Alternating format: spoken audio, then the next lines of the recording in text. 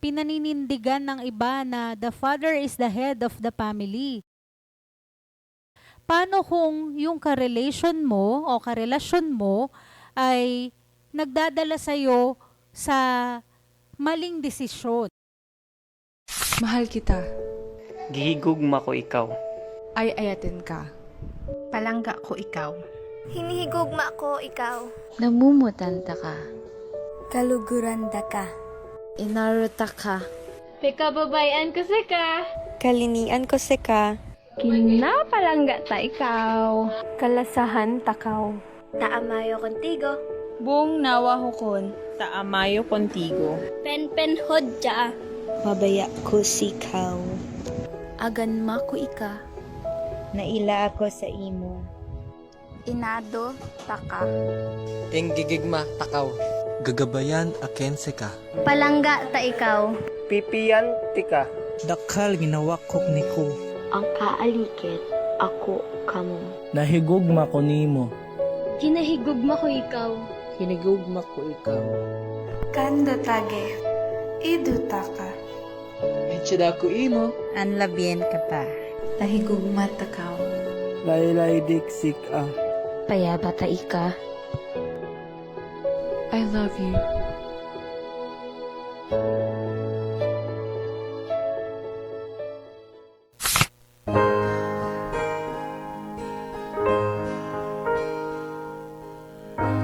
Letting go of every single dream. I lay each one down at your feet. Every moment of my wandering never changes what you see. I've tried to win this war, I confess. My hands are weary, I need your rest. Mighty warrior, king of the fight. No matter what I face, you're by my side. When you don't move the mountains, I'm leading you to move. When you don't part the waters, I wish I could walk through. When you don't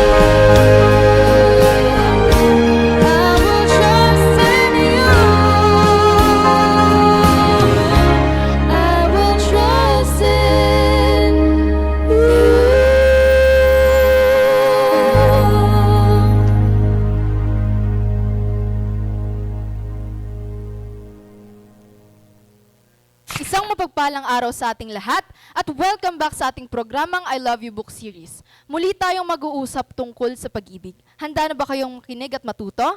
Dahil ako, handang-handa na. Sa episode na ito ay malalaman natin kung sino nga ba talaga ang boss sa isang relationship. Tayo ay nasa ika-11 episode na ng ating serye. Ngayon, ang ating bisita ay nagmula pa sa Central SDA Church. Ngayon ay atin siyang makikilala. Siya po si Sister Crizel Maisa. Magandang buhay sa ating lahat. Welcome po. Sa ating pag-uusapan po ngayon ay ating malalaman kung sino nga po ba talaga ang boss sa isang relationship. Pero anyway, bago po muna ang lahat, atin po muna ang anyayahan ng presensya ng ating Panginoon. Let's pray.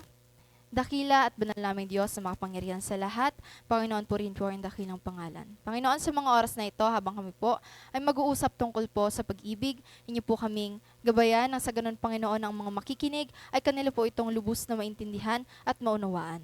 At Panginoon, maraming salamat po sa pagdinig namin sa dalangin, sa pangalan ni Jesus, naming tagapagligtas. Amen. Yan. So, itong topic po na ito ay malalaman din po ng ating mga viewers kung importante po ba or necessary po ba sa isang relationship na may manguna or may maging boss nga po na tinatawag? Talaga po bang kailangan siya na may manguna sa isang relationship? Ayan, so napakagandang katanungan. Sa isang relasyon, sabi nila, dapat daw ba na may manguna? Base sa isang relasyon na babae at lalaki, sinasabi nila na ang lalaki ang dapat masunod. Pero base sa aking sariling experience, ay sabi nila, the father is the head of the family. Pero siya ang head ng family. May mga times na hindi lang sa pamilya, pati na rin sa mag-boyfriend, mag-girlfriend pa lang, ay dapat hindi tumatakbo ang relasyon na isa lamang ang nasusunod. Kasi maaring ito ay hindi mag-last ng napakatagal. Paano kung yung ka-relation mo o ka-relasyon mo ay nagdadala sa'yo sa maling desisyon? Lalo na lang kung halimbawa pagdating sa ating pananampalataya. Pagdating na lang sa pagsimba, paano kung pagdating ng araw ng Sabat, pipigilan ka niya? Magiging dahilan ba yun na dapat mong sundin ang lalaki dahil siya ang dapat manguna? O pagdating naman na ang babae hindi mo ka pananampalataya, nasasabihin sa iyo na huwag kang magsimba sa araw ng Sabat kasi may date tayo. So dapat walang boss sa isang relasyon. Dapat laging nasa tama at nasa gitna ang Panginoon. Amen. So dapat po talaga na ang ating Panginoon ang sentro ng isang relasyon para po sa matagumpay na journey sa isang relationship. So pag sa isa pong relationship, hindi po siya necessary talaga na may mangunguna. Kasi dun po pumapasok yung tinatawag nating mga under. So talaga ang kahalagahan po na maintindihan ng isa't isa. Hindi siya po dapat laging may nangunguna, kundi ang both parties ay nag-a-agree sa isa't isa, nagkakaintindihan sa isa't isa. Oo, tama ang ganon. Dapat laging hindi nangunguna lang ang isa. Hindi pwedeng ang desisyon ng isa lang ang dapat masunod. Dapat makinig din ang isa. So kung tama ang desisyon ng lalaki, pwede siyang sundin ng babae. Kasi dito sa atin, mostly, dahil mga Pilipino tayo, pinaninindigan ng iba na the father is the head of the family. Pero hindi lang yon. The father is the head and the mother is the heart. Ganon ang relasyon. So, kailangan laging join together yon. Diba? Sabi nga nila, ano ba daw yung mas matimbang, yung puso ba o yung ating isip? Hindi pwedeng puro lang isip, hindi pwedeng puro lang puso ang masusunod. So, dapat balance. Kaya dapat sa isang relasyon, walang boss. Tama po. Kasi nandun po yung pagko-consider sa feelings ng bawat isa at bawat desisyon din ng babae at lalaki sa loob ng isang relationship. So, sa tingin niyo po ba, ano po ba ang inyong mapapayo sa mga nasa relationship na ngayon at sa mga mag-asawa din po? Ayan. Napakahalaga ng topic na yan ngayon, kung sino nga ba daw ang boss. Pero ang sikreto ng isang magandang relasyon o isang magandang relationship o kung paano ito magtatagal, syempre ang sentro ang ating Panginoon. Siya ang dapat manguna. At kung maaari, siya nga ang dapat talaga na boss ng isang relasyon. Hindi yung lalaki, hindi yung babae, kundi dapat ang Panginoon ang nasa gitna. At hindi dapat laging mangunang desisyon ng isa. Dapat yang iluhod sa Panginoon at dapat talagang tignan natin kung tama yung bawat desisyon. So, hindi pwedeng the father is the head of the family, siya lang ang dapat masunod. The mother is siya lang yung ilaw ng tahanan, kaya dapat yung lalaki lang. Hindi dapat. Sa isang relasyon naman, hindi pa man ganun kalalim, pero dapat isang guni sa bawat isa ang inyong desisyon.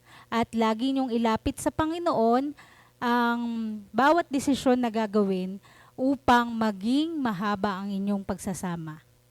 Amen. Maraming salamat po. Grabe, ang kahalagahan talaga ng yung relationship natin ay nakasentro sa ating Panginoon kasi hindi siya mag-work, hindi siya magiging matagumpay kung wala ang ating Panginoon. Ika nga po, 'di ba, ang Panginoon po talaga ang siyang boss sa isang relationship kasi siya ang tagapanguna, tagapaggabay sa bawat isa sa atin. Kaya sa mga nasa in a relationship at may mga asawa dyan, lagi po nating iluhod sa ating Panginoon kung may hindi man kayo pagkakaunawaan sa inyong pong partner dahil mahalaga po na tayo ay sumangguni muna sa ating Panginoon. Maraming salamat po, sister, sa inyo pong pag-share ng inyo pong nalalaman tungkol sa episode na ito. Ayan, maraming salamat din sa inyong pag-imbita sa akin na aking naibahagi kung gaano kahalaga na hindi dapat may boss sa isang relasyon. Kailangan sa isang relasyon, ang boss natin ang Panginoon. Amen. Maraming salamat po. Bago natin tapusin ang episode na ito, ay maaari ka po bang manalangin upang may panalangin din natin ang ating mga viewers nang sa ganon ay maisakabuhayan natin ang ating bagong natutunan sa seryeng ito. Okay, tayo pong lahat ay yumuko at ating hingi ng banal na presensya ng ating Panginoon.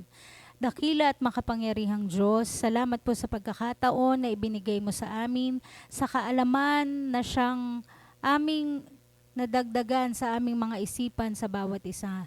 Panginoon, sa isang relasyon, alam namin na hindi dapat manguna ang lalaki, hindi dapat manguna ang babae, ngunit ikaw ang dapat manguna sa bawat isa.